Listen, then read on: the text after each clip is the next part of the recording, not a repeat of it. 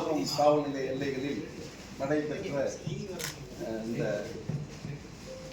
80 by day and night அந்த கேஸில் ஒரு 4 கேஸில் வந்து நாங்கள் குற்றவாளிகள் தேடுவதற்காக கண்டுபிடிப்பதற்காக தனிப்படை அமைத்து அவரை கண்டுபிடிக்க நடவடிக்கை மேற்கொண்டோம். அந்த நடவடிக்கையில் தற்பொழுது 35,000 நகைகளும் அக்யூஸ்டும் இப்போ அரெஸ்ட் பண்ணியிருக்கோம். இன்னொரு அக்யூஸ்ட் வந்து அப்ஸ்காண்டிங்கில் இருக்காரு.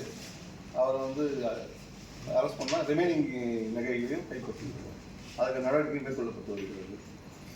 கடந்த ஆண்டை பொறுத்தவரையில் அரியலூர் மாவட்டத்தில் 131 வழக்குகள் இந்த மாதிரி குற்ற வழக்குகள் பதிவு செய்யப்பட்டு கிட்டத்தட்ட களவு போன சொத்தின் மதிப்பு 76,22,000. அதில் கண்டுபிடிக்கப்பட்ட சொத்தின் மதிப்பு 48 லட்சம் கண்டுபிடிக்கப்பட்டிருக்கிறது. அந்த பர்சன்டேஜில் பார்த்தீங்கன்னா 79% டிடக்ஷன், 63% ரெக்கவரி பண்ணியிருக்காங்க.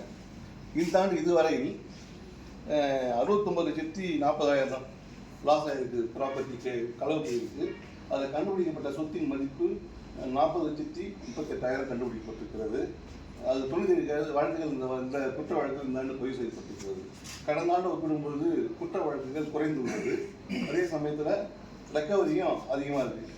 Percentage reduction and recovery percentage பார்க்கும்பொழுது 84% வழக்குகள் வந்து கண்டுபிடிக்கப்பட்டுள்ளது.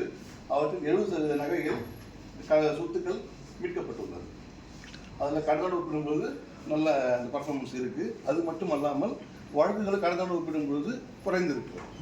இதில் வந்து காவல்துறைகள் இந்த அடிக்கடி நல்ல நைட் ரவுண்ட்ஸு, பகலில் ரோந்து செல்வது, இதன் மூலமாக அடிக்கடி கிரைம் ஊழியர்கள் வெயிட்டேஜ் செக் கண்டக்ட் மூலமாக நிறைய வழக்குகளில் இப்போ அது குறைந்து வருகிறது.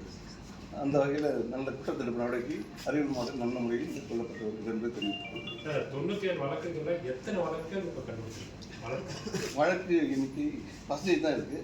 அதை என்ன தனியாக